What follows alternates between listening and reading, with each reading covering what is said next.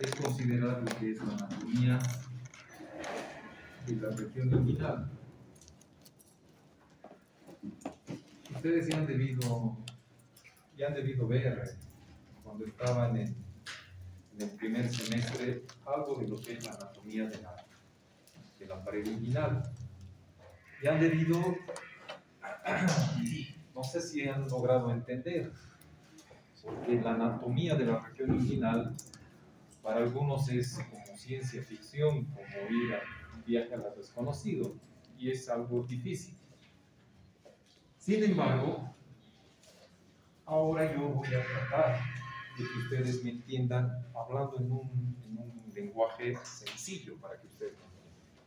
Si estamos viendo la anatomía de la región inguinal, ¿eso qué significa? Que tenemos que ver después lo que es la hernia inguinal. ¿Entienden? Si nosotros desconocemos la anatomía de la zona inguinal, no vamos a poder entender cuál es la fisiopatología de la hernia inguinal. Bueno, vamos a hacer un recuerdo en este momento embriológico de lo que es la zona inguinal. Para entender la embriología de la región inguinal, tenemos que considerar primero tres aspectos que se correlacionan para la formación de la hernia inguinal. En otras palabras, para la conformación embriológica de la región inguinal participa la piel, participa el peritoneo parietal y participan las gónadas. Esas son las tres estructuras que van a ir a formar la región inguinal: la piel, el peritoneo parietal y las gónadas. ¿Saben lo que son las gónadas, no es cierto? ¿Qué son las gónadas? Los órganos testículos y ovarios. Testículos y ovarios. ¿Qué son las gónadas? ¿Qué son las gónadas? Los ovarios y Testículos y ovarios. Daniela, ¿qué son las gónadas? Testículos y ovarios, esas son las gónadas. Por lo tanto, para que se forme la región inguinal, tiene que participar la piel, tiene que participar el peritoneo parietal. ¿Saben lo que es el peritoneo parietal? Y las gónadas. Bueno, estas tres estructuras interaccionan. Fíjense ustedes cómo, a medida que va formando la piel de la región inguinal, la piel de la región genital, inguinal y genital, a medida que se va formando, fíjense ustedes cómo el peritoneo parietal va produciendo una invaginación. Ustedes dirán, ¿qué tiene que ver? ¿Por qué tanto embriología? La embriología nos explica el origen de ciertas enfermedades, y en este caso, la hernia inguinal si no sabemos la embriología, pues no vamos a poder entender. Fíjense ustedes cómo, a medida que se va formando la piel de todo lo que es la región inguinal y lo que es la parte genital, también va como jalando, como arrastrando a una porción del peritoneo parietal que se invagina, que va formando un divertículo. Y esto se denomina como el proceso peritoneo vaginal. Ya sea en el hombre o ya sea en la mujer, se forma ese proceso que es el peritoneo vaginal. O para otros autores, conocido también como el proceso vaginal. Pero la mayor parte de los libros dice el proceso o el conducto peritoneo vaginal. Fíjense ustedes, a medida que se va formando, va como arrastrando al peritoneo parietal y va formando un conducto, que es el conducto peritoneo vaginal.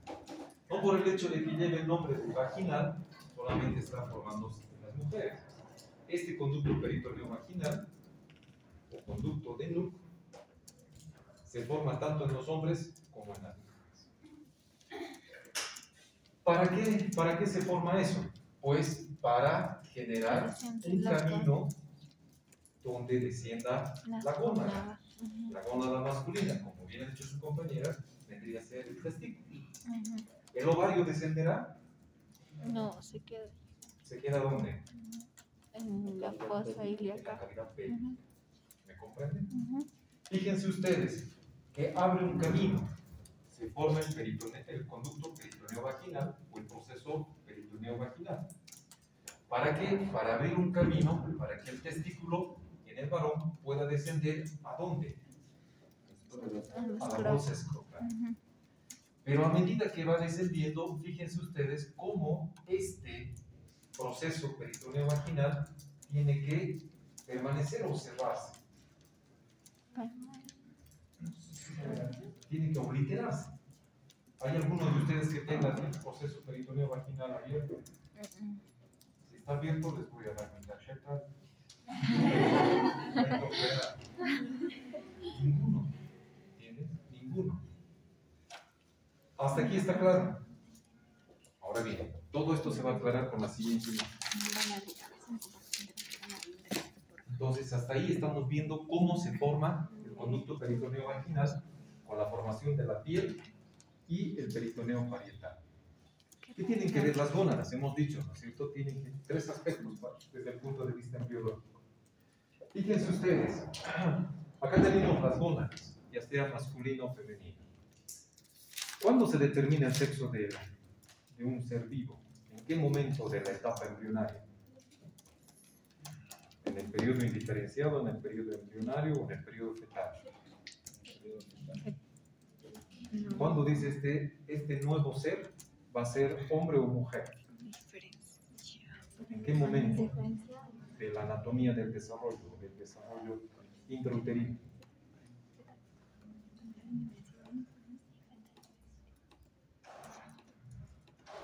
¿Cómo es? En el periodo fetal. ¿Cuál es tu nombre? Camila.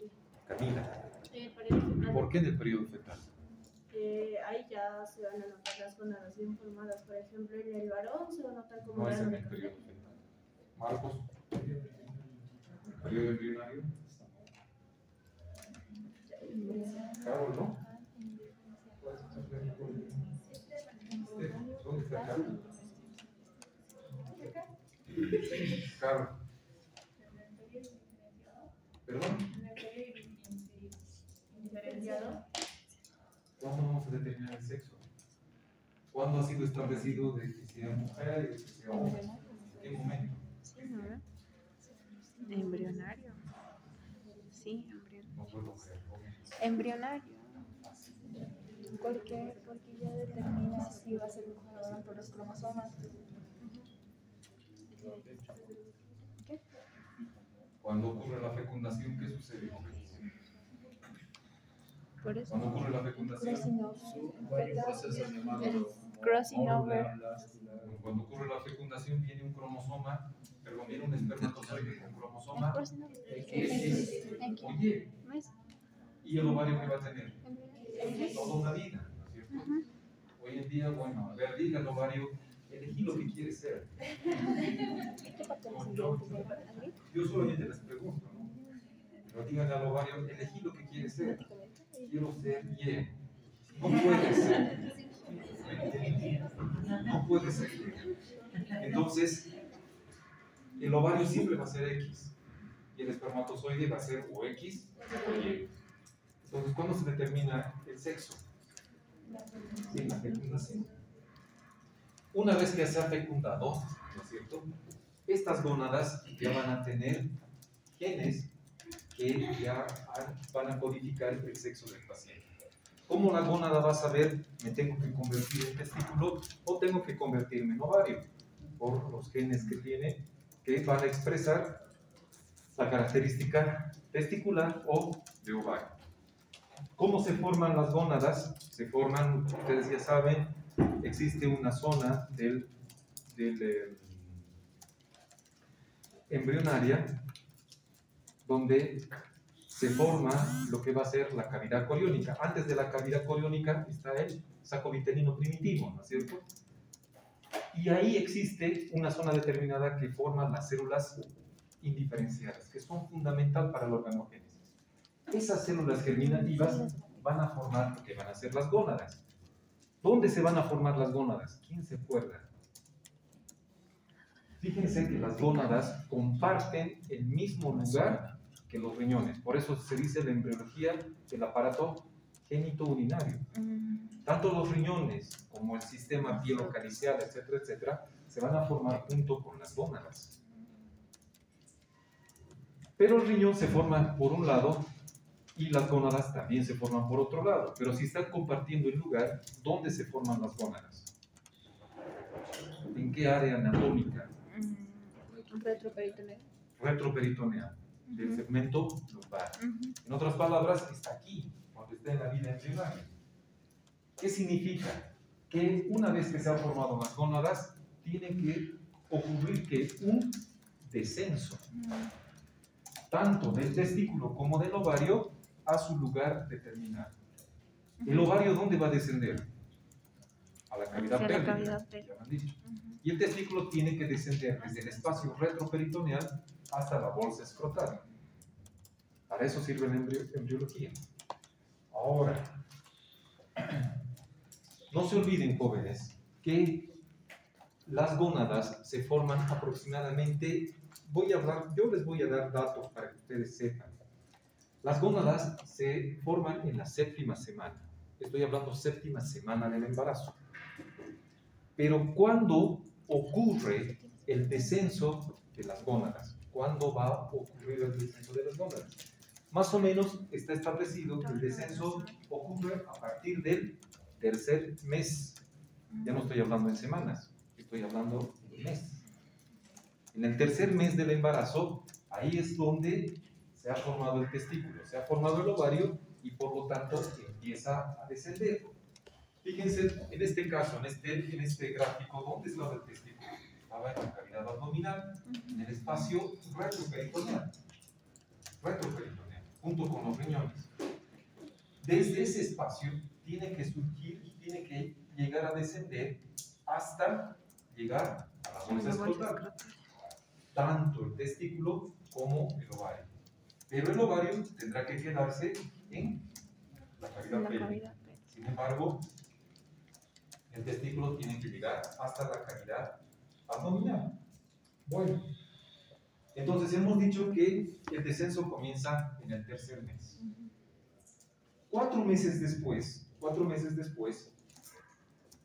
semanas después, el testículo ya se encuentra en la cavidad abdominal.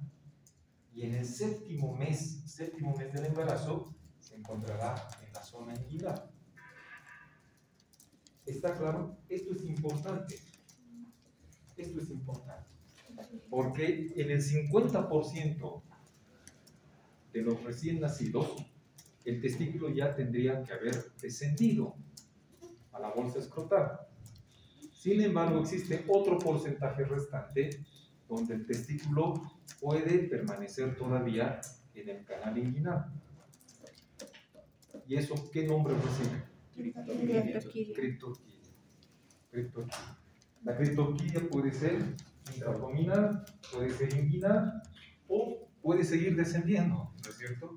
Y tomar otro rumbo. Se ha visto también que puede haber criptorquidia femoral, que sería un testículo ectópico. ¿Cómo es que desciende el testículo? ¿Quién me puede decir? A través del estímulo de la hormona testosterona. No de la testosterona. La testosterona empieza a producir el testículo, que es chiquitito, gracias a las células germinativas que empiezan a formar las células de Leydig, que empiezan a sintetizar testosterona. Pero ¿quién hace que descienda el testículo? Fíjense ustedes que aquí hay 2 tubos. Aquí hay el conducto mesonéfrico, por eso les decía, ¿no es cierto? Forman el riñón mesonéfrico, que es el conducto de Wolff. Como es Wolff, ¿qué significa Wolff? Lobo. Entonces el conducto mesonéfrico de Wolff va a formar, como es hombre, Wolff, lobo, es para que nunca se olviden, va a formar el cordón, los vasos espermáticos. Pero el de mujer, el paramesonéfrico, es lo que va a ir a formar el útero y las trompas. Pero fíjense desde arriba. Pero ¿quién guía al testículo y al ovario? Es como que tiene que tener un camino. ¿Cuál es ese camino? es como un tren que tiene que seguir una riel. ¿Cuál es esa riel? Que tiene que tomar el testículo o el ovario para llegar al lugar donde está. Pues durante la vida embrionaria se forman unos pliegues del peritoneo parietal, que algunos llaman como el ligamento genital. Ligamento genital. Pero son unos pliegues. Estos pliegues van a formar diferentes estructuras. Primero, cuando en la parte cefálica va a estar insertado, la parte cefálica se va a insertar en el diafragma, pero se va a atrofiar y va a desaparecer.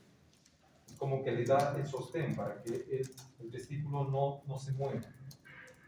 Pero en la parte distal, quien va a jalar al testículo y va a jalar al ovario es una estructura ligamentosa que se llama el gubernaculum testis. ¿Han escuchado eso? El gubernaculum testis en la mujer se queda en la pelvis, se queda junto con el conducto paramesonéfrico de Muller, que es lo que va a formar el útero y la trompa. En cambio, en el varón, el gubernaculum testis es aquel que desciende hasta la bolsa escrotal. En otras palabras, si el segmento cefálico de ese ligamento se va atrofiando, va desapareciendo, el de abajo también va degenerando. Pero a medida que va degenerando y va atrofiándose, va como que jalando al testículo. Por eso se llama gubernaculum. ¿Por qué? Porque gobierna la dirección del testículo y del ovario a su lugar donde tiene que estar. ¿Me han entendido? Por lo tanto, el gubernaculum testis tiene que jalar al testículo a través de ese proceso peritoneo vaginal o conducto peritoneo vaginal. ¿Me han comprendido? Pues está difícil. ¿Qué pasa si persiste el conducto peritoneo vaginal? ¿Qué pasa si este conducto peritoneo vaginal nunca se cerró? Fíjense, aquí tenemos la cavidad peritoneal, aquí está el conducto peritoneo vaginal obliterado. Pero ¿qué pasa si persistiera? Aquí está la cavidad abdominal. ¿Qué pasa si persistiera? Va a haber una protrusión de tejidos o órganos. ¿Qué órganos? En este caso puede ser el intestino. ¿El intestino? Hernia. ¿Me comprenden? La hernia. ¿Qué pasa si el testículo no desciende? Se va a formar lo que va a ser la Clitorquilla. Se supone que tiene que descender hasta el primer año de vida. ¿Y qué pasa si no desciende? Y le decimos a su mamá, no pasa nada. No, Se atrofia y que se puede volver maligno, puede generar un cáncer de testículo. cáncer, Pero además, si no genera un cáncer de testículo, infertilidad. puede ser papá. No. ¿Por qué no? Porque no habrá Porque no ¿Y se por qué no hay produce. producción de espermatozoides? Porque la temperatura. La temperatura tiene que ser inferior a la temperatura corporal. Exactamente. Es algo importante. Por eso si utilizan pantalones muy ajustados. Bueno. Esta es la embriología. ¿Ya? Esta es la embriología y tienen que saber que para que descienda el testículo hay un factor hormonal, que es la presencia de la gonadotrofina coriónica. Por eso se les da gonadotrofina coriónica para estimular el descenso. Por otro lado, también tiene que haber otro factor que estimule el descenso del testículo, que tiene que ser el gubernaculum testis. La presión intraabdominal, eso también ayuda para que pueda descender el testículo. Entonces, les he dado tres factores: el gubernaculum testis, que es el que jala, la hormona gonadotrofina coriónica, y el tercero, la Presión presión intraabdominal. Bien, ¿alguna pregunta con la embriología? Todo está claro, ¿no? Ahora, veremos la anatomía del conducto inguinal, la anatomía de la región inguinal. Cuando nosotros examinamos el abdomen, no necesita uno ser cirujano, ¿no es cierto? Sí. Todos sabemos cómo está constituido los cuadrantes del abdomen, ¿cierto? Por lo tanto, la región inguinal, ¿qué zona comprende? Si yo les pregunto, ¿cuál será la zona inguinal? O ilíaca, no es zona inguinal. ¿Cuál será la región inguinal? Es en el gliegue. Bueno, pero eso me puede decir la caserita que está afuera. ¿Cuál es la zona inguinal? La zona inguinal tiene sus límites. El primer límite es una línea que va desde dónde? Desde la espina ilíaca anterior hasta el borde externo lateral del del músculo recto anterior del abdomen. Aquí está el músculo recto anterior del abdomen, ¿cierto? Tiene un borde lateral y un borde medial. Esta línea va desde la espina ilíaca anterosuperior hasta el borde lateral del músculo recto anterior del abdomen. Ese es el límite superior.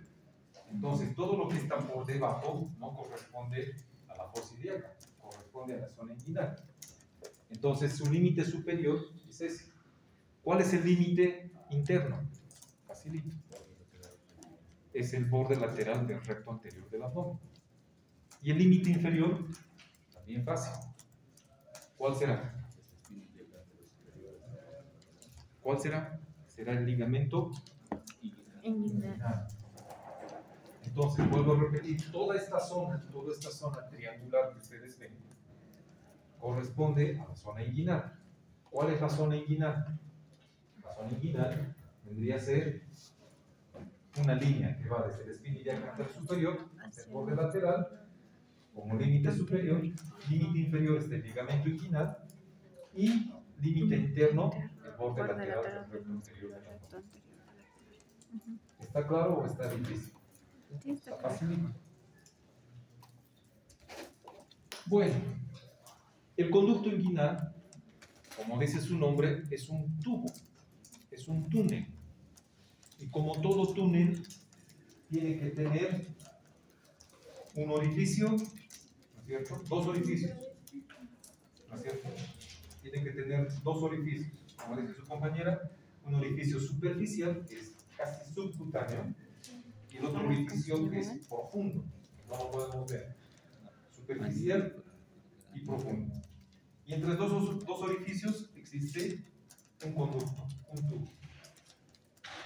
Como todo conducto, ¿cierto? Por eso les he puesto esa diapositiva ahí, como todo conducto que está aquí en la zona inguinal, este tubo que ustedes están viendo ahí es el tubo que tanto hombres como mujeres tienen. Tanto hombres como mujeres tienen. Entonces tenemos un orificio inguinal superficial y aquí atrás está el orificio inguinal profundo. Y todo esto se llama el conducto inguinal. El conducto inguinal va a tener una pared superior, va a tener una pared inferior, va a tener una pared anterior y una pared posterior. ¿Cuántas paredes tiene? 4. Imagínense que esta pared donde estamos proyectando es la pared anterior, la de atrás, la pared posterior, pared superior, pared inferior. ¿Está claro? La pared anterior aquí corresponde. La pared anterior, ¿dónde está? Díganme en qué topografía, no me digan en músculo, nada. La pared anterior está acá. Esta es la pared anterior.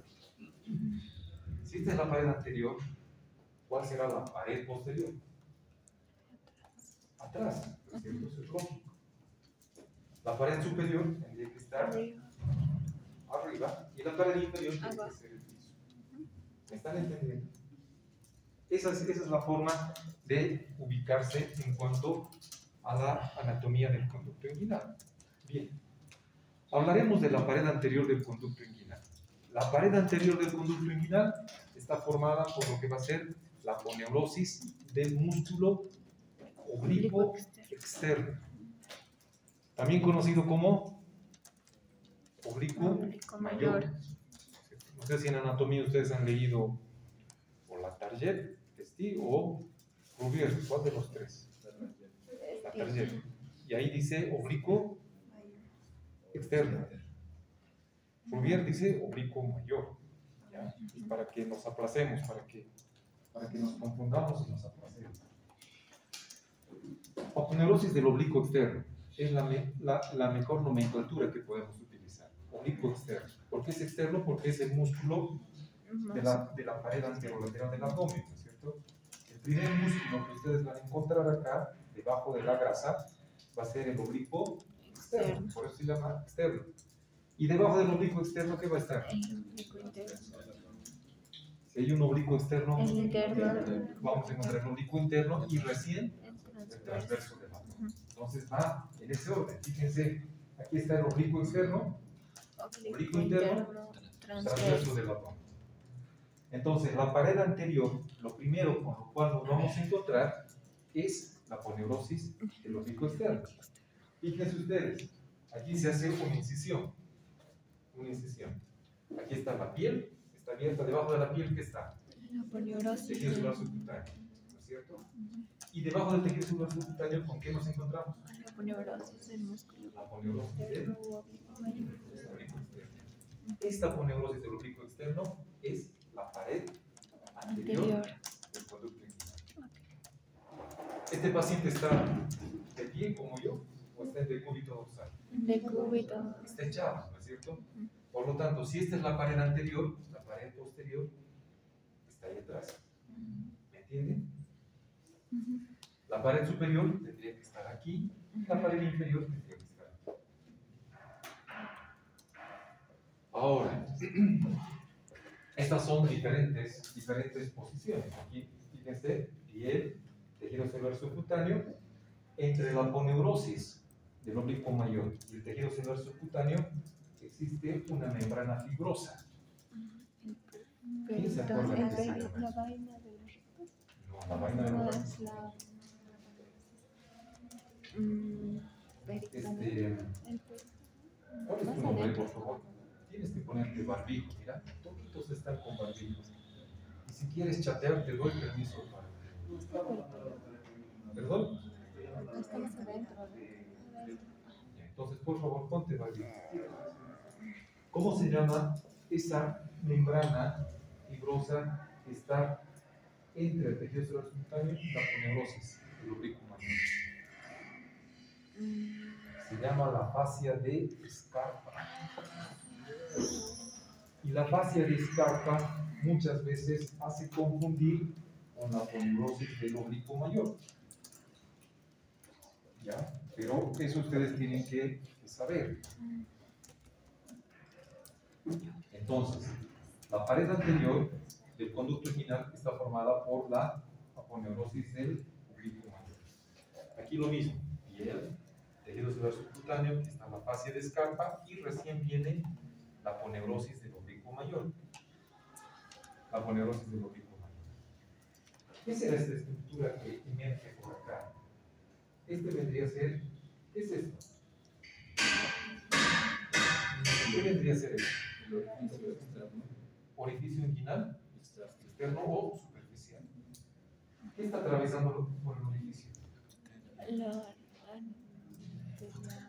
¿Qué será Es esto? según. Ah, ya, el músculo sarcóide. A ver. Un poquito más fuerte. Era había Es el cordón. El cordón espermático. Cordón espermático. La arteria. ¿Y en la mujer? El Ligamento ligamento redondo. ¿Me están entendiendo? Entonces, esta estructura, ahora, si hacemos el corte cerquita, esta vendría a ser el cordón espermático o ligamento redondo en la mujer. ¿La mujer tiene cordón espermático? No. Tiene ligamento redondo. Sí. ¿Ya? Entonces, fíjense cómo viene la aponeurosis y está rodeando lo que va a ser al cordón espermático. Esa es la pared anterior del conducto inguinal. ¿Hasta aquí alguna pregunta? Bueno. Pared posterior. Pared posterior. La pared posterior va a estar formada por lo que va a ser la fascia transversal. No estoy hablando aponeurosis del músculo transverso, estamos diciendo fascia transversal. Ustedes tienen que saber que existe una gran diferencia entre lo que es la fascia y lo que es la aponeurosis. ¿Cuál será más importante desde el punto de vista anatómico y desde el punto de vista quirúrgico? ¿La fascia o la aponeurosis? A ver, ¿qué será más importante? Creo que las aponeurosis son parte de los músculos. De acuerdo a anatomía, ¿qué es más importante?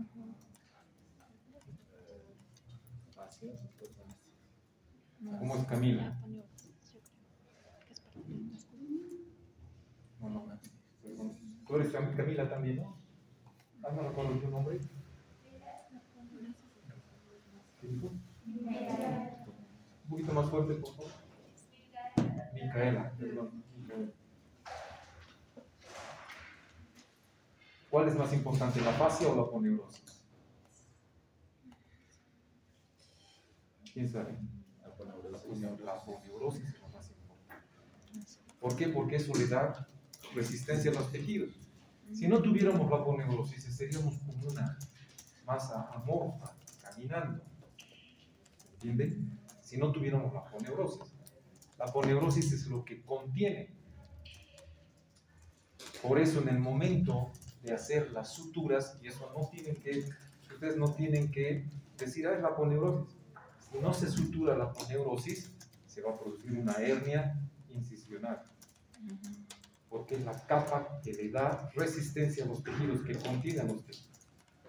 Ahora, en este caso, en la pared posterior del conducto inguinal, estamos hablando de la fascia transversalis.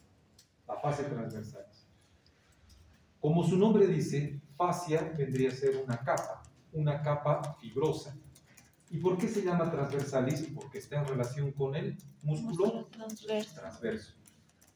Ahora bien, fíjense este corte. Este es un corte de un paciente, esta es su espalda, está echado. Y acá vemos la línea alba, que está en el medio, ¿no es cierto? Los dos músculos rectos anteriores. Inmediatamente por debajo de los músculos rectos anteriores, en la línea alba, vamos a encontrar cómo existe una decusación de las aponeurosis, ¿no? Tanto del oblicuo mayor, oblicuo menor. Eso vamos a ver en detalle cuando vemos las hernias de la línea alba. Pero resulta que esta línea punteada es la fascia transversalis. Esta fascia transversalis está en contacto con la aponeurosis del músculo transverso por un lado y por el otro lado con el peritoneo parietal. Esta fascia transversalis es una capa formada por tres tipos de fibras. Fibras que vienen del oblicuo externo, del oblicuo interno y del músculo transverso, pero distribuidas en tres estratos, en tres capas. Lo único que yo quiero que sepan ustedes es que la pared posterior del conducto inguinal es la fascia transversalis. Esta fascia transversalis, fíjense ustedes, acá, esta fotografía les muestra que está aquí la aponeurosis del oblicuo mayor, ¿sí o no? No está. Ha sido totalmente abolida. No está la aponeurosis del oblicuo mayor. Por lo tanto, si no está la pared anterior, ¿qué es lo que estamos viendo? La pared posterior. Ahora, esta otra diapositiva nos muestra, fíjense, esto es lo normal. Aquí está la piel, tejido celular subcutáneo. Esta es la línea alba, pero aquí viene lo que es la aponeurosis del oblicuo mayor. Pero si retiramos la aponeurosis del oblicuo mayor, inmediatamente nos vamos a encontrar con la fascia transversalis, que vendría a ser la pared posterior del conducto inguinal. ¿Me han entendido o no? Ahora, esta pared posterior del conducto inguinal, la fascia transversalis, tiene zonas de debilidad y zonas que están reforzadas. Si la pared posterior tiene zonas de debilidad, ¿qué significa? Que si ustedes hacen algún esfuerzo, su paciente hace algún esfuerzo y hay una zona débil, ¿qué va a suceder? Herniación. Herniación. Es decir, por esa zona débil va a salir ¿qué? El contenido. ¿Qué va a salir? Contenido intestinal. Va a salir el intestino, el contenido de la cavidad abdominal. Entonces, fíjense ustedes qué importante es. Si un paciente tiene la persistencia del conducto peritoneo vaginal que nunca se le cerró, ¿qué va a tener? ¿Qué va a tener? Hernia. Si un paciente ha cerrado completamente su conducto peritoneo vaginal, pero tiene una debilidad en la pared posterior, ¿qué va a hacer? Hernia. Entonces ustedes verán ya que puede haber una hernia congénita y una hernia adquirida. ¿Me están entendiendo? Para eso sirve la anatomía. Entonces, esta pared posterior de la fascia transversalis va a tener un límite superior que va a corresponder a lo que se llama la zona conjunta. ¿Han escuchado alguna vez ustedes de esta zona conjunta? Acá tenemos al músculo oblicuo externo o interno. Este es el oblicuo interno. El oblicuo interno, junto con el músculo transverso, se van a insertar. ¿Dónde se está insertando? ¿Qué hueso es este? ¿Qué hueso es este? Todo esto es el hueso ilíaco. El isquión es este.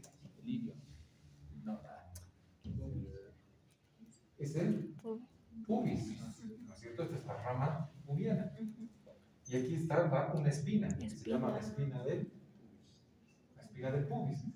Entonces, las fibras del músculo oblicuo interno con las fibras del músculo transverso van a formar una zona que se llama la zona conjunta. Y en algunos pacientes se presenta como un tendón y por eso se llama como tendón conjunto. ¿Han leído alguna vez de eso? Seguro que sí. Y forma como un arco. Entonces, este arco tendinoso, que se denomina como la zona conjunta, forma el límite superior de la pared posterior del conducto inguinal, o sea, forma el límite superior de la fascia transversal. ¿Me han entendido o no? Voy a volver a repetir. La fascia transversal es la pared posterior del conducto inguinal.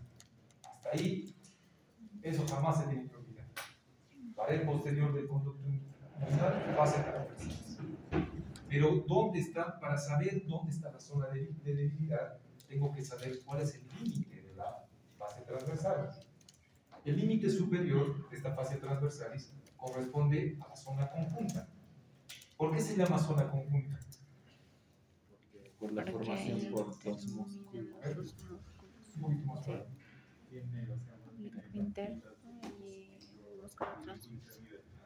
Del transverso, que se están insertando juntos, ¿dónde? En la espina del pubis. En la espina del pubis, junto con el tendón del recto anterior de la Interior. ¿Me están entendiendo? Ahí. Entonces, fíjense que esta zona conjunta está describiendo un arco. La zona conjunta. En algunos libros de anatomía, principalmente anatomía de Ruger, dice tendón conjunto. Pero no todos los pacientes tienen un tendón.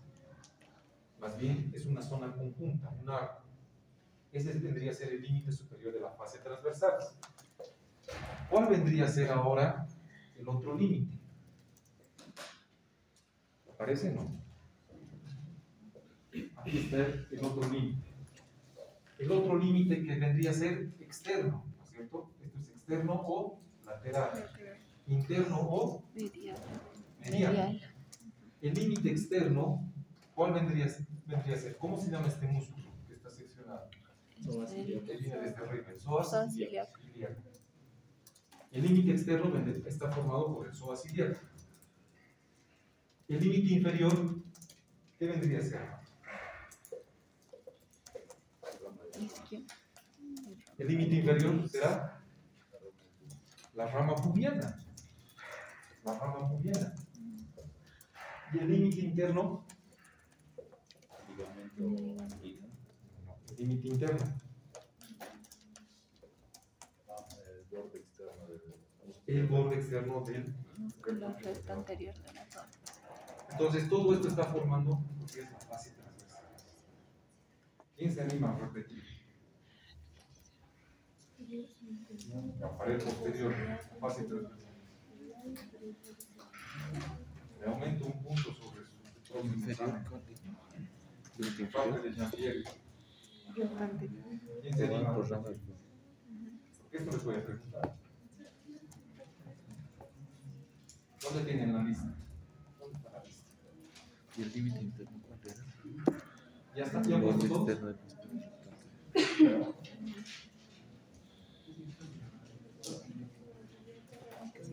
¿Quién se anima? A ver. ¿Delimitar o delimitar? Sí, la fase transversal. ¿Qué límite tiene? A ver, camina, le damos y después. Ya ver, en la parte superior va a ser la zona conjunta que va a estar formado. Pero acércate aquí, acércate.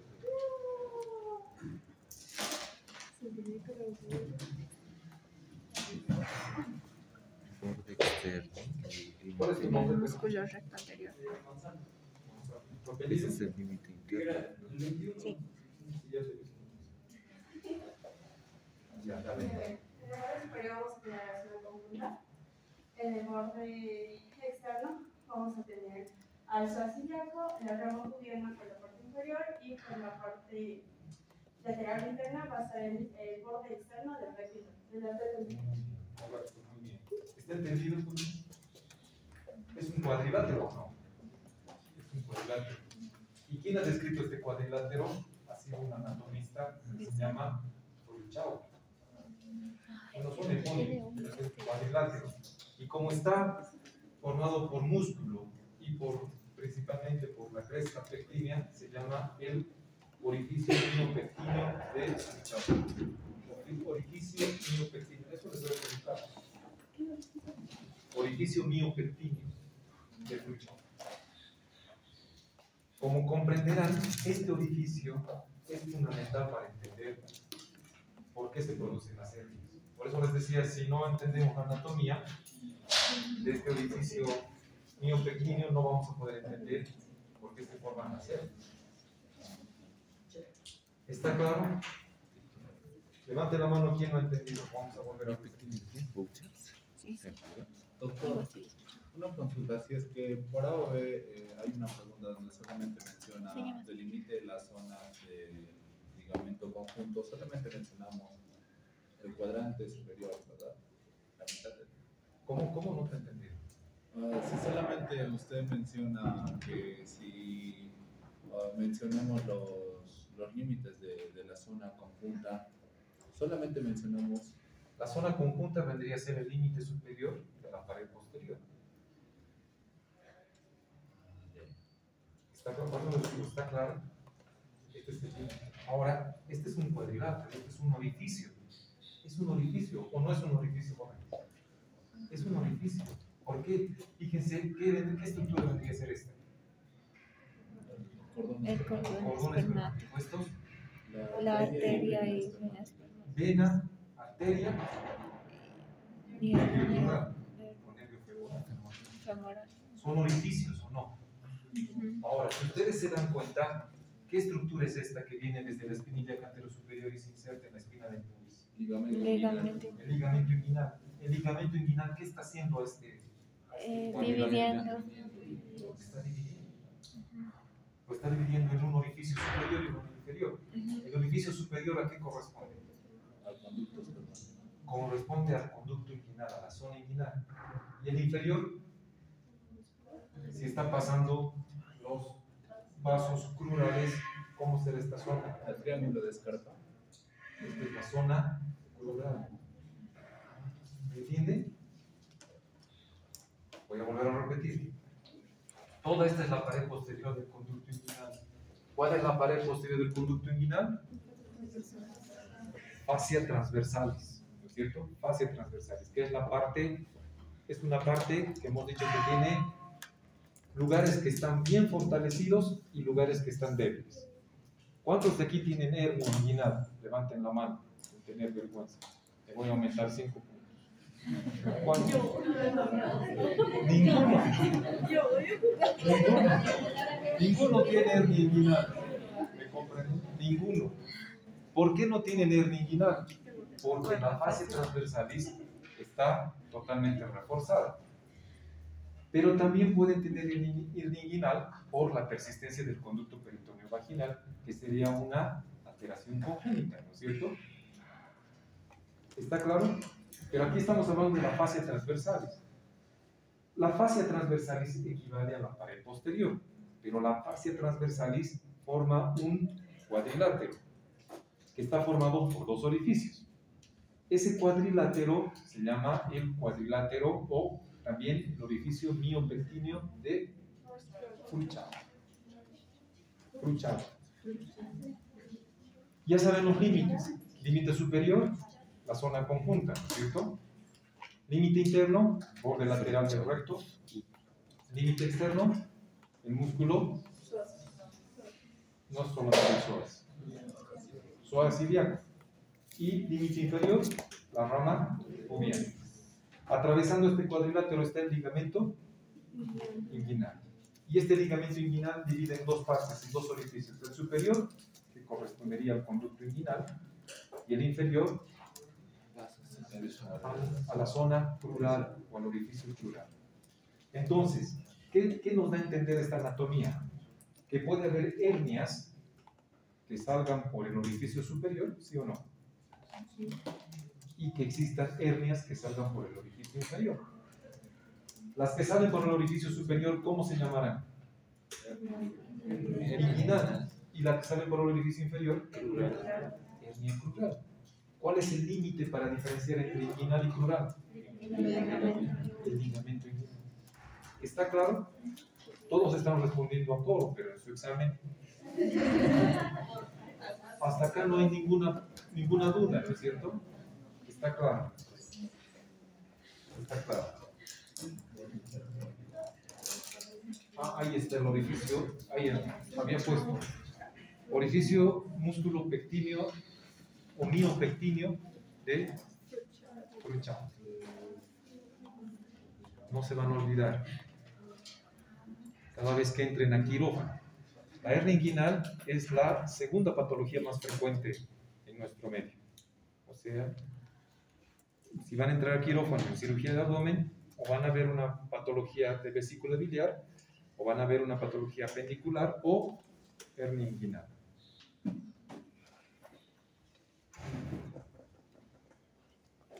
Bueno, ¿qué tenemos a continuación? La pared superior del conducto inguinal. ¿Cuál es la pared superior del conducto? La zona conjunta. O sea, tanto la zona conjunta es la pared superior de todo el conducto inguinal, como también del orificio miopectíneo de Furchado. La zona conjunta. ¿Está claro, jóvenes? ¿Cuál será el límite inferior del conducto inguinal? Será el ligamento inguinal. Estamos hablando del conducto inguinal. Porque esto de acá abajo, ¿qué es? Crural. Nosotros estamos abocándonos a eso. Cuando hay una hernia crural,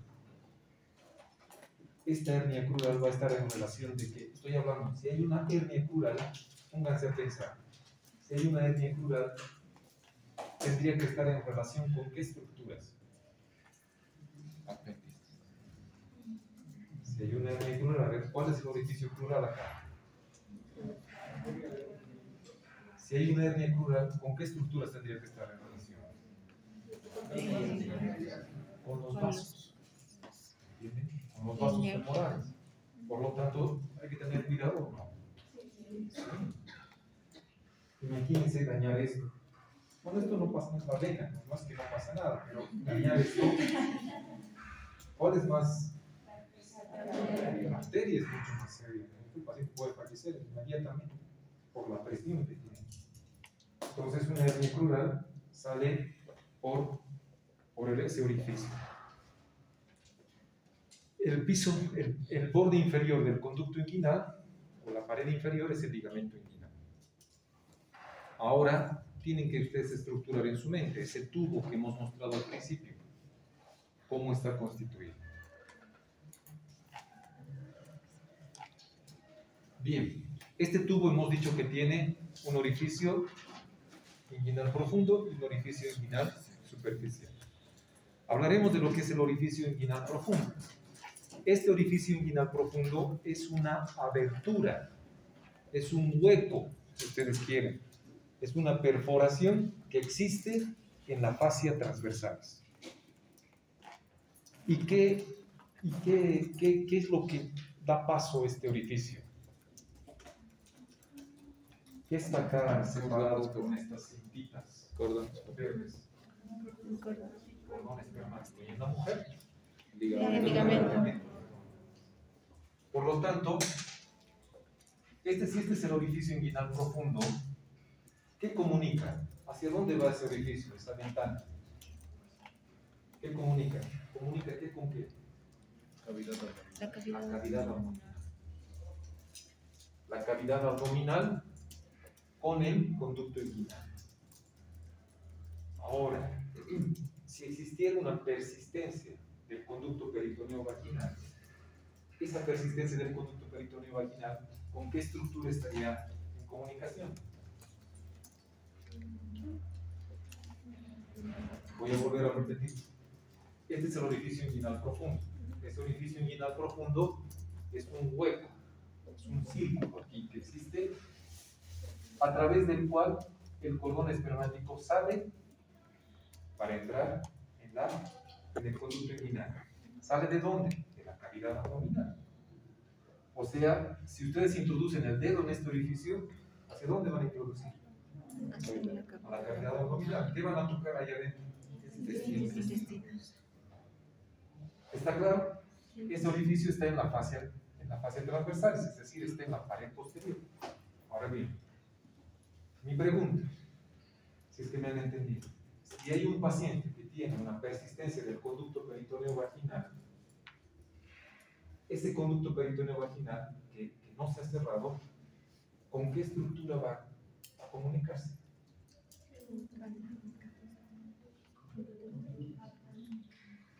Pero el abdomen, sí, hemos dicho que es el peritoneo parietal. Antes de la bolsa escrotal. Por tanto, una hernia formada por la persistencia del conducto peritoneo vaginal, ¿por dónde va a salir? Por el orificio inguinal profundo, es decir, la hernia va a salir por aquí. ¿Me entienden? Si es una hernia de la pared posterior, ¿por dónde va a salir? Por acá. Por atrás, por el piso. ¿Me entienden, jóvenes? No.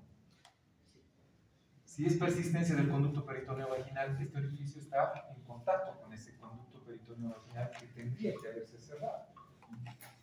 Pero si permanece abierto, la hernia va a salir por acá y va a transcurrir, discurrir paralelo al cordón espermático. Pero si es una hernia de la fascia transversalis, por debilidad de la fascia transversalis, va a salir del piso. ¿Me han entendido? Aquí el paciente está echado. Vamos a suponer que este es el conducto inguinal. Pared anterior, ¿qué es esta pared anterior? Pared anterior, ¿qué es? ¿Este piso qué es? El ligamento. ¿El piso qué es? La fascia transversal. Allá esta es la ventana, el orificio inguinal profundo y la puerta es el orificio inguinal superficial. Pared anterior, aponeurosis. El oblicuo interno. Pared posterior, fascia transversal. Orificio inguinal profundo. ¿Qué está transcurriendo por acá? El cordón espermático sale por el orificio inguinal profundo y sale por el orificio inguinal. ¿No es cierto? Entonces, este orificio inguinal profundo que tendría que ser esta ventana, si yo abro la ventana, me voy a encontrar con la cavidad peritoneal, cavidad abdominal. Eso tiene que estar cerrado, obliterado. Lo único que tiene que pasar, ¿qué es? No debería pasar más nada. Pero si hay una persistencia del conducto peritoneo vaginal, del proceso vaginal, ¿qué va a salir? Entonces va a salir el intestino junto con el cordón o junto con el ligamento redondo. Pero si no hay persistencia y hay una debilidad del piso, ¿por dónde va a salir el piso? ¿Me entienden? Tanto la hernia como por persistencia del conducto peritoneo vaginal, como por defecto de la fascia transversal, se va a notar como un abultamiento. ¿Me han entendido? Por eso es necesario saber la anatomía. Con respecto al orificio inguinal profundo, si les pregunto dónde se encuentra, en qué estructura está formando el orificio inguinal profundo, ¿qué me van a contestar? La aponeurosis, no. La fascia transversalis, la fascia transversalis. ¿Está claro más o menos o no? Está chido, díganme más. Orificio inguinal superficial. El orificio inguinal superficial es más que un orificio, vendría a ser una estructura triangular, pero para fines prácticos didácticos es un orificio. Aquí está el orificio. Vuelvo a mostrar esta diapositiva. Este es el orificio inguinal superficial. Aquí la aponeurosis del orificio mayor está intacta. ¿No es cierto? Orificio inguinal superficial. Bien. ¿Cómo está formado este orificio? Aquí está cómo se forma. Fíjense ustedes. Este es el músculo oblicuo interno o externo. Externo. Este es el músculo oblicuo externo. Que al insertarse, fíjense ustedes, tiene fibras que se van a insertar en el mismo lado. Este es el músculo oblicuo externo del lado izquierdo. Tiene unas fibras que se insertan en la rama pubiana del mismo lado. Pero hay otras que se insertan en la rama pubiana del otro lado. Lo mismo sucede con el otro músculo. Entonces forman un entrecruzamiento. Este haz del músculo oblicuo que se interna en la rama pubiana va a formar un pilar, que va a ser el pilar externo. Y las que se van al otro lado van a formar el pilar interno. Entonces, si esta es la línea media, y aquí está la parte lateral del paciente, ¿qué pilar será este? Pilar interno. ¿Y este? Externo. Pilar externo. Pero además hay otro pilar, que será este, que es el pilar posterior, pero que no se lo identifica. Entonces el orificio inguinal superficial va a estar formado por dos pilares, el pilar interno y el pilar externo. Fundamental para poder reconocer en el momento de la cirugía. Pilar interno y pilar externo. Pero hay otro pilar atrás que también es el pilar posterior. Pero todo el orificio inguinal superficial va a estar formado por el entrecruzamiento de las fibras del músculo oblicuo interno. ¿Está claro? ¿Qué sale? El cordón externo. ¿Qué emerge por el orificio profundo? Cordón externo. ¿Qué sale por el orificio superficial? Cordón externo. ¿Y en la mujer? El ligamento redondo. El ligamento redondo, bueno, vamos a hablar enseguida de esto. Entonces, fíjense, aquí está, fíjense cómo el orificio inguinal profundo, ¿no es cierto? Aquí está la cavidad abdominal, sale el cordón espermático o el ligamento redondo, transcurre por todo el conducto inguinal y sale por el orificio inguinal superficial para terminar en la bolsa escrotal. ¿Está claro, jóvenes? Bien. Pared inferior del conducto inguinal. No, esto no está mal el título. No es pared inferior, este es contenido. Contenido del conducto inguinal. Contenido del conducto inguinal. Hasta aquí hemos hablado y desde el primer momento, cordón espermático, cordón espermático, cordón espermático. El cordón espermático es el contenido del conducto inguinal. Esa es una pregunta clásica. Entran a quirófano y les preguntan, ¿cuál es el contenido del conducto inguinal? ¿Ustedes qué van a responder? Cordón espermático. Cordón espermático en el hombre. Ligamento. El cordón espermático. Fíjense el cordón espermático. ¿Qué es lo que contiene? La otra pregunta clásica es, ¿cuál es el contenido del cordón espermático? Aquí yo se los he esquematizado. Fíjense, el cordón espermático tiene tejido conectivo. O si ustedes quieren, tejido conjuntivo. ¿Ya? Es un tejido de sostén. Ya alguna vez hemos dicho. Después tiene el conducto deferente. ¿Qué será el conducto deferente? Es el conducto que transporta los espermatozoides ¿de dónde a dónde? Desde los testículos hasta la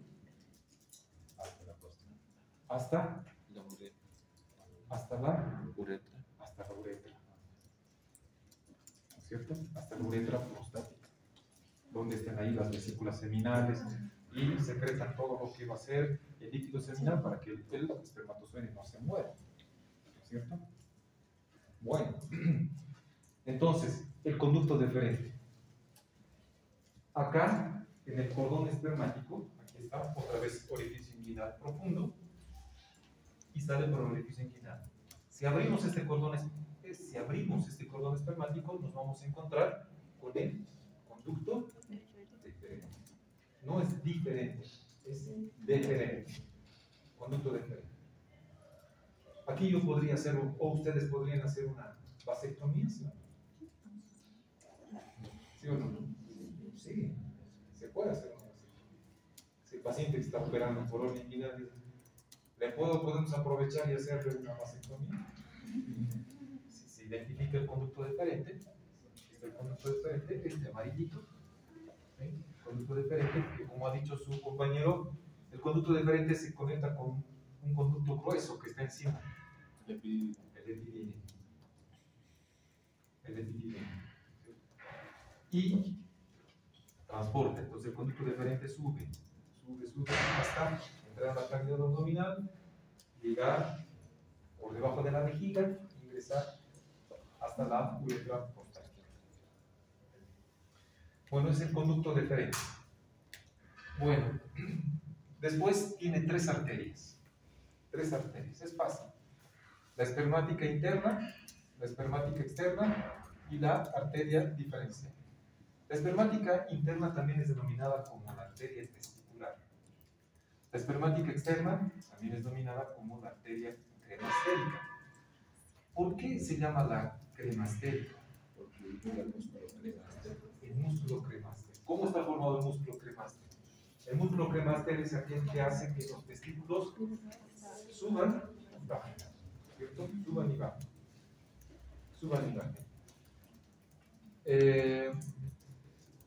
Por lo tanto, el cremaster es un músculo que está rodeando a todas las estructuras. ¿De dónde viene? Fibras del transverso y fibras del oblicuo interno. Así está formado el cremaster. Entonces, la espermática interna también es denominada como testicular. ¿Qué significa? La arteria testicular es la que va a dar la irrigación al testículo. Y la espermática externa es también denominada como cremastérica, que va a dar irrigación al cremaster. ¿Y la arteria diferencial a dónde va? Los conductos. Son tres arterias. Pero las tres arterias tienen colaterales que se anastomosan entre sí.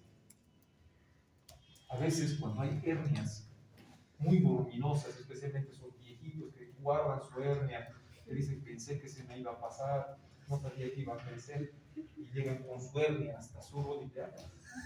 En esos viejitos hay que liberar todo. Y a veces podemos lesionar la arteria espermática o la arteria diferencial o la arteria espermática externa. ¿Qué pasará con el testículo? Necrosis. ¿Muere? ¿Se necrosa? Es irrigado. Pero ¿eso qué significa? ¿Cómo saben? ¿Y qué va a pasar con ese testículo? Se va a atrofiar. Entonces ya verán que una complicación de esas cirugías grandotas, de esas hernias, puede ser una atrofia testicular. La necrosis es muy rara, tendríamos que ligar las tres. ¿Ya? Tendríamos que ligar las tres. Cuando son muy grandes y están comprometiendo, cuando la hernia llega y compromete, a veces la hernia baja hasta la bolsa escrotal, a veces no se puede salvar esto. ¿Y qué tenemos que hacer? Ortrectomía. Entonces, 3 arterias, 3 venas. El nombre de las 3 venas, ¿cierto? Siempre una arteria va acompañada de 2. Luego tenemos un plexo pampiniforme. El plexo pampiniforme está formada por venas, es un plexo venoso. Este es el plexo pampiniforme donde se forma el varicocele. ¿Han escuchado ustedes el varicocele? ¿Varicocele puede tener una mujer? No. ¿Por qué no? Porque no tiene plexo pampiniforme. Que solamente presentan las mujeres. Plexo pampiniforme. Y ese plexo está formado por 10 a 12 venas. 10 a 12 venas que terminan en el lado izquierdo. Es interesante que en el lado izquierdo el plexo pampiniforme termine en la renal, en la arteria renal izquierda. Y el plexo pampiniforme en el lado derecho termina en la vena cava. Es interesante esa distribución. Bueno, el plexo pampiniforme, nunca se van a olvidar el origen del varicocele. Si hay varicocele, que tenemos que ligar Pampiniforme. Pues es muy doloroso para los pacientes. Y luego tenemos 3 fascias, ¿no es cierto? La fascia espermática externa, la fascia cremastérica y la fascia espermática interna. Si hay una fascia espermática externa, tiene que haber una interna. Y al medio está el cremáster. ¿Está claro, jóvenes? Ese es el contenido del cordón espermático. En cambio, en la mujer solamente está una estructura, que es el ligamento redondo. ¿El ligamento redondo de dónde a dónde va? El ligamento redondo se fija en un extremo en el labio mayor. Se baja y se fija en el labio mayor. Y en el otro extremo se fija en el útero. Es un vestigio del gubernacum testis. Si hay una hernia en la mujer, ¿qué hacemos con ese ligamento redondo? ¿Lo conservamos? ¿Lo abolimos? ¿Qué hacemos? ¿Qué piensan? Hay algunos cirujanos que pueden, conservacionistas, que no quieren, y hay otros que somos mutilantes. Entonces, perjudica y lo sacamos. No se ha visto que no tiene. Hay algunos que dicen, no, pero es que el labio mayor se va a volver tóxico. ¿Qué significa tosis? Se va a caer. Se cae, ¿no? Pero honestamente yo nunca he visto eso. Nunca he visto. Pero sí transcurren ciertas estructuras nerviosas que pueden provocar un dolor de tipo neurálgico. En algunos y en otras no. Pero el ligamento redondo se lo puede sacar. En cambio, el cordón espermático se lo puede sacar. No. Por lo tanto, verán que la cirugía de hernia es un poco más compleja en el varón que en la mujer. Ese es el contenido del conducto inguinal. Para finalizar, nervios de la región inguinal. La región inguinal es la zona más inervada de nuestro organismo. Tiene nervios por todo lado. Nervios sensitivos y nervios motores. ¿Ya? Está muy inervado. Fíjense, tenemos todos los nervios que vienen a la región inguinal vienen del plexo lumbar. El plexo lumbar. Así como existe un plexo braquial, un plexo solar, plexo sacro, acá vienen del plexo lumbar. El plexo lumbar va desde la T7A, T7 significa la torácica 7, hasta el plexo lumbar. Tienen que saber bien. Para que vean que todo sirve, no es para nada. Tenemos el nervio iliohipogástrico y el nervio ilioinguinal. El nervio iliohipogástrico y el nervio ilioinguinal van por este segmento. Es decir, van por la cresta ilíaca, espina ilíaca anterior superior, y luego descienden a la fosa del hueso ilíaco, muy pegadito al músculo toracileaco, principalmente al músculo ilíaco. Y se divide, ¿no es cierto? El ilio hipogástrico se va a dividir en hipogástrico anterior y hipogástrico posterior. El que más nos interesa es el hipogastro anterior, porque va a dar ramas que van a inervar la parte de la piel, de la cara anterior del abdomen, del muslo, de la piel del prepucio, ¿ya? O de la piel de los labios mayores. Por lo tanto, es el nervio iliohipogástrico.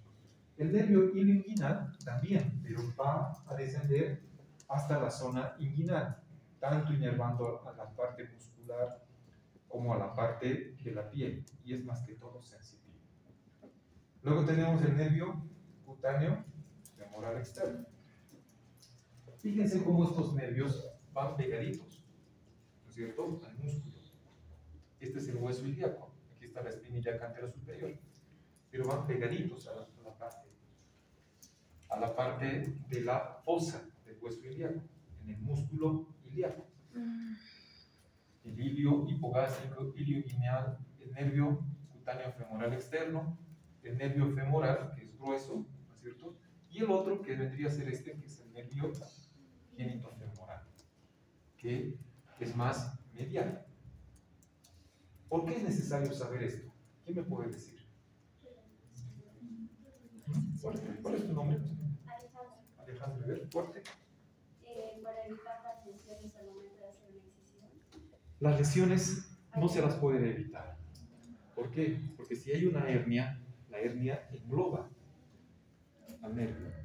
Acá los nervios están magnificados. En la cirugía, ¿ustedes creen que se lo ven? No se lo ve. A veces sí se lo puede observar alguno. A veces se lo puede observar a nivel inguinal. Por ejemplo, aquí les estaba mostrando fotografías. Este nerviecito, miren. Este es el ilio inguinal. Y este hay que respetarlo y cuidarlo. A veces dicen, es un vasito, es una venita, lo ligaremos. Pinza aquí, se lo corta. ¿Y cuál es el problema? Dolor de tipo neuropático. Porque este extremo va a seguir disparando. Impulsos. Entonces, dependiendo de qué lesión nerviosa es, ilio inguinal, ilio hipogástrico, femoral, femorocutáneo externo o el genitocrural, dependiendo de la zona, nosotros vamos a decir que este nervio está lesionado. Nadie va con mala intención, ¿no es cierto? Le voy a lesionar el genitocrural, nadie va con esa intención. Pero la importancia de saber esto es porque una de las complicaciones es el dolor neuropático por la zona tan irregada que existe. Pero gracias a Dios hoy en día hay medicamentos que se puede utilizar para mejorar esto. Bien, jóvenes, pero la otra utilidad de saber esto es que se puede hacer en pacientes que están muy viejitos, que son pacientes que se van guardando la patología y que vienen y tienen cardiopatías y tienen otras comorbilidades, no son tributarios de hacer anestesia general. Acá podemos hacer anestesia local. Podemos bloquear estos nervios. Se hace un bloqueo y se hace la cirugía con anestesia local. Esa es la ventaja de saber esto. Pero, para que ustedes nunca se olviden, esta zona que está sumamente inervada, la mayor complicación es el dolor neuropático por tanta irrigación. ¿Listo, jóvenes? ¿Alguna pregunta? Bueno. El próximo martes, entonces, examen. ¿Ya? Voy a intentar hacer un formulario Google. Todos tienen acceso, ¿no? Voy a intentar hacer un formulario, entonces les envío el formulario.